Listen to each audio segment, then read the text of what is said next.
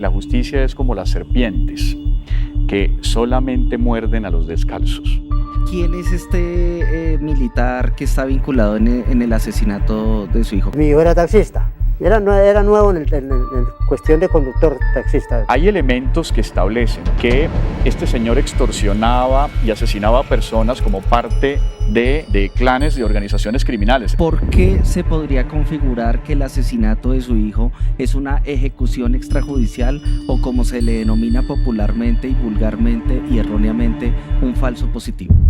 El sábado 13 de abril de 2013 fue asesinado el señor Brian Schneider Rodríguez Romero, un trabajador natural de Villavicencio, por miembros del ejército. Quiero saludar a mi compañero Julián para que nos hable de qué se trata este caso y quién nos acompaña hoy en la misión. Claro que sí, Julián, un saludo a toda la audiencia del Tercer Canal para desempolvar un proceso que lleva mucho tiempo en la Fiscalía y en las autoridades pertinentes y que pues no ha tenido pues justicia y ha caído en la impunidad. Llevamos para 11 años. Entonces tenemos al señor Jaime Rodríguez, quien es papá de Brian Schneider Rodríguez Romero, a quien saludamos. ¿Qué tal, señor Jaime? Buenas tardes, hola, señor Jaime. Periodistas. Buenas tardes, Julián, al doctor Miguel Ángel, a la niña periodista y a todo el equipo de trabajo de aquí del Tercer Canal, que muy amablemente me invitaron, que muchas gracias a todos y que me han estado acompañando en el último tiempo. Que Dios los bendiga y un saludo para todos. Muchas gracias. Claro que sí, señor Jaime, y por supuesto el abogado Miguel Ángel del Río, quien ha tomado este caso recientemente. Señor abogado, ¿cómo está? Muchas gracias, un saludo especial para todos los que nos observan, para Laura, para Julián, para todos, y en especial pues para Jaime, que sé que ha vivido unos años turbulentos y aquí hemos estado siempre acompañándolo a ver si sacamos este proceso adelante con todo el corazón y con toda la rigurosidad. Gracias por la invitación, Julián. Muchas gracias, doctor Miguel Ángel. Pues precisamente hablamos de 11 años de impunidad de el asesinato del señor Brian Rodríguez. Quiero preguntarle a mi compañero Julián, ¿cómo podríamos resumir concretamente este caso para entrar a hacerle la entrevista al señor Jaime Rodríguez? Claro que sí, pues hemos estado hablando con él, nos ha pasado diferentes documentos, pero básicamente lo que pasó es que el sábado 13 de abril del 2013, en la madrugada, Brian Schneider Rodríguez Romero, quien era taxista de la ciudad de Villavicencio, se dirigía hacia el barrio Las Américas, en esta ciudad, donde pues tuvo un altercado con un personaje que después se identificó como un soldado del ejército y con un prontuario que más adelante nos hablará el señor Jaime, en el cual pues tuvieron un leve choque en el que el taxi del señor Brian estaba parqueado y el señor en la moto lo chocó y simplemente pues decidieron acordar para no llevarse el taxi a patios y demás. Cuando acordaron, este mismo sujeto le dijo a Brian que le hiciera el favor y lo llevara hacia una zona donde él iba a departir con otras personas y pues para tomar, porque el señor ya estaba alcoholizado. En el momento el señor es el soldado. El soldado. Cuando llegaron ya al sitio donde él vive para recoger unas cosas para disponerse a ir al lugar, él va y saca un arma, según las versiones que nos cuenta el señor Jaime, y en vez de pagarle la carrera le dice, según sus palabras, le voy a pagar con lo que se merece, saca el arma y empieza a desenfundarla contra Brian Schneider, produciéndole la muerte y varios disparos. Después de 11 años, la Fiscalía pues, no ha avanzado en este proceso y por supuesto ha pasado por diferentes entidades como la Defensoría del Pueblo, como la Justicia Penal Militar, como la misma Fiscalía durante diferentes periodos y nadie le ha dado solución. Y pues hoy venimos a revivir este caso, también teniendo en cuenta el contexto de que hay una nueva fiscalía, que hoy se hizo la elección de fiscal y pues se abre una puerta para que estos casos no sigan saliendo, estando en la impunidad. Precisamente, don Jaime, yo quisiera preguntarle para iniciar, ¿por qué se podría configurar que el asesinato de su hijo es una ejecución extrajudicial o, como se le denomina popularmente y vulgarmente y erróneamente, un falso positivo? Bueno, yo diría que es extrajudicial porque pues, el que asesinó a mi hijo pertenecía, no sé, todavía pertenecía al ejército en esa época, en la época de los hechos. Entonces, pues yo, como bien lo explican ustedes, yo desde el mismo día en que asesinaron a mi hijo, el día 13 de abril de 2013 en la madrugada, yo estaba exigiendo justicia. Y ha transcurrido ya 11 años y hasta ahora pues sé que van a formular cargos contra la persona, pero porque me tocó, el año pasado me tocó ponerme y denunciar. Me tocó denunciar a la misma fiscalía que tenía el caso, a la procuraduría que tiene delegada el caso también, y a la Defensoría del Pueblo, que nunca me quiso prestar una ayuda con un abogado para penal, no me quisieron colaborar. Entonces, yo estoy en esa lucha de 11 años. Precisamente ahí aparece en la historia el doctor Miguel Ángel del Río. Doctor Miguel Ángel, ¿cómo usted se entera de esta historia del señor Jaime y de la impunidad que rodea este caso? Mire, yo alguna vez, Julián estaba en una columna de Yohir Ackerman. Creo, si la memoria no me falla, la columna se llamaba Injusticia. ¿Correcto? Y en esa columna me llamó mucho la atención algo que a mí siempre me ha conmovido, y es por qué razón los ejercicios de justicia en este país están relacionados con el poder.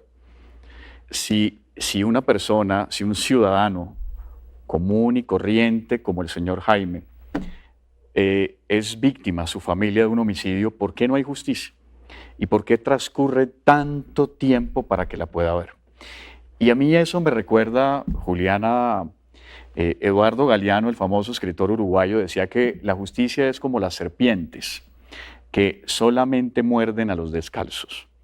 Es decir, aquí los vulnerables son siempre víctimas de la injusticia y no pasa nada.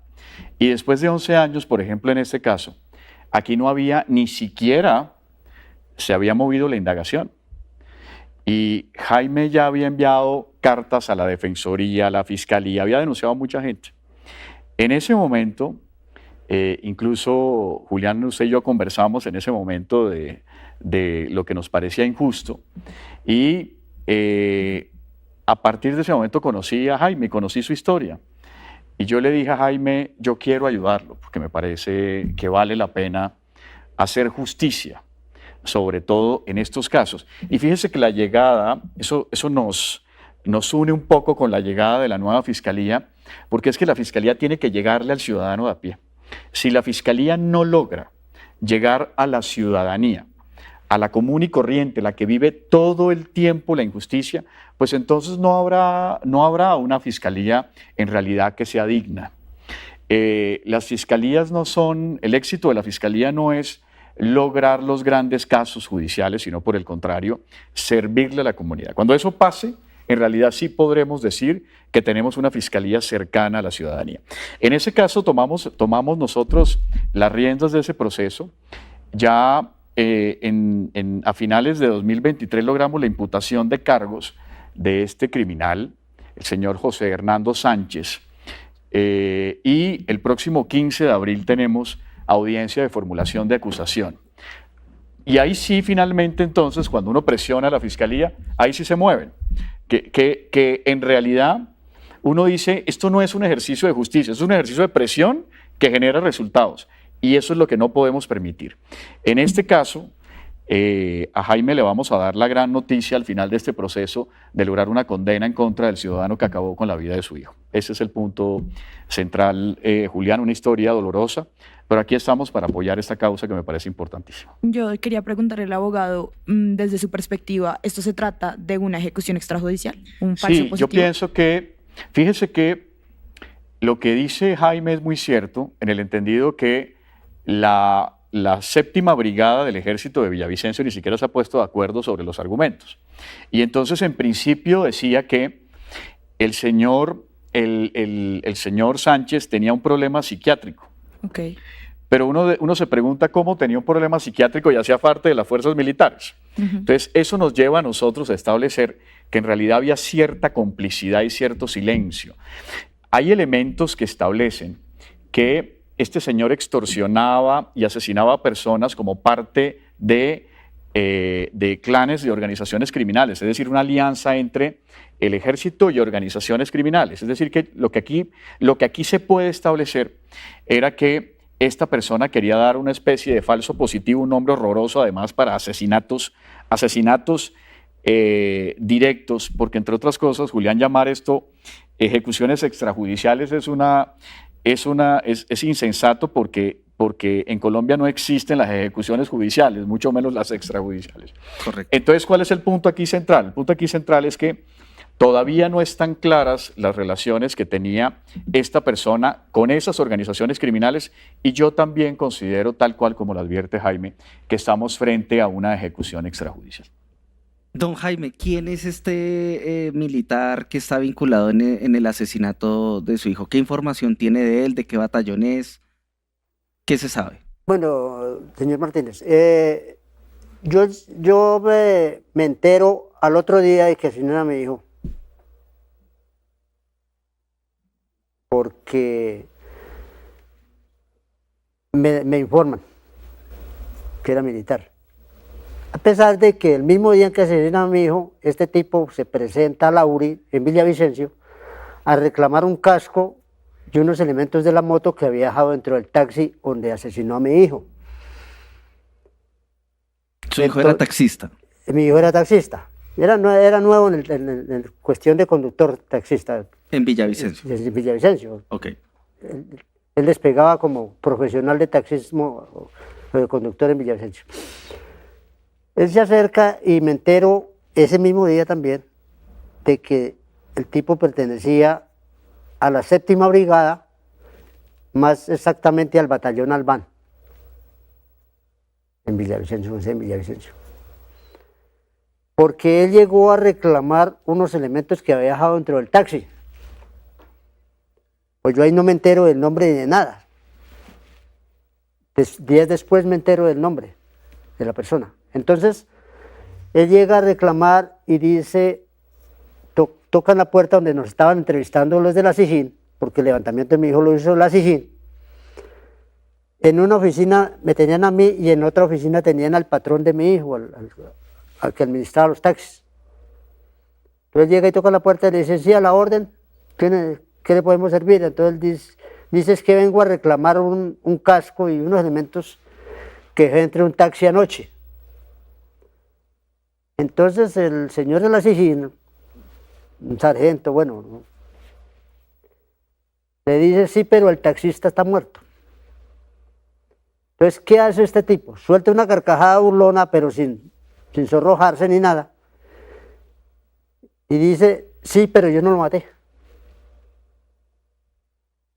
Ahí cabe aclarar una cosa que me dijo el señor Jaime fuera de micrófonos cuando estamos hablando de su versión, y es que cuando ocurren los hechos, este señor José Hernando Sánchez sale, o sea, se fuga del lugar. José Hernando Sánchez es el El soldado. soldado. Sí. Entonces es por eso que él en ningún momento cuando llegan a recoger el cuerpo y eso, él lo encontraron ahí, sino que fue que se le quedó el casco y él, como dice el señor de manera descarada, pues llega ya a Lauri y dice, ay, es que a mí se me quedó un casco en un taxi que ustedes tienen acá. Continúe, señor Jaime. Sí, entonces ahí es donde me entero que pertenece al ejército, porque él dice porque le pregunta en qué trabaja o qué se ocupa. Entonces él dice, yo soy soldado profesional de la 7ª Brigada, y le pregunta que si está en ejercicio.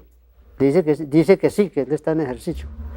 Entonces argumenta algo que le estaba contando aquí, que él está vivo de milagro. Entonces le pregunta que por qué. Digo, porque hace unos días en el Cauca me mataron 10 compañeros soldados, entre ellos un teniente que estaba a mi lado. Y mi teniente voló en 1000 pedazos con una mina quebrapatas que ha puesto las FARC. Hecho que sí fue cierto, que pasó en el Cauca, pero que yo en ese momento estaba muy mal y yo no recordaba qué tanto tiempo hacía. Entonces yo me puse a delirar, dije, pero ¿esto cuándo pasó? Esto sí pasó, pero ¿cuándo pasó? Entonces yo dije, el tipo iba vestido con una camiseta blanca, un pantalón corto, unas chanclas de esas de correíta, no más que el pie descubierto, descubierto de la rodilla para abajo, peluqueado de soldado, sin cachucha, sin gorra ni nada. Y yo me quedé mirándolo a una distancia más o menos así como estaba aquí con don Julián Martínez, y me quedé mirándolo de ahí arriba abajo porque él estaba de pie, y yo no le miré ni un rasguño, ni un rasguño. porque yo sabía que eso se había pasado, pero hacía poquitos días, lo que no sabía. Pues yo, después de mis indagaciones y todo eso, con medios de comunicación, todo eso, me lograron decir que eso había pasado, había sucedido, ese ataque había sucedido el 5 de abril de 2013 en el Cauca. O sea, más o menos había una trayectoria de 6, 7 días Una semana, sí. entre el asesinato de mi hijo y los días que han transcurrido del ataque de las FARC. Entonces yo no le miré rasguños por ningún lado, entonces dije, pues este tipo no estaba por allá, esto es falso. Yo para mí pensé, yo no dije nada, yo me tuve eso entre mi cabeza y entre mi corazón, como el cuento, yo no dije nada. Hasta que... Años después, ¿no? Como un año Sí, después.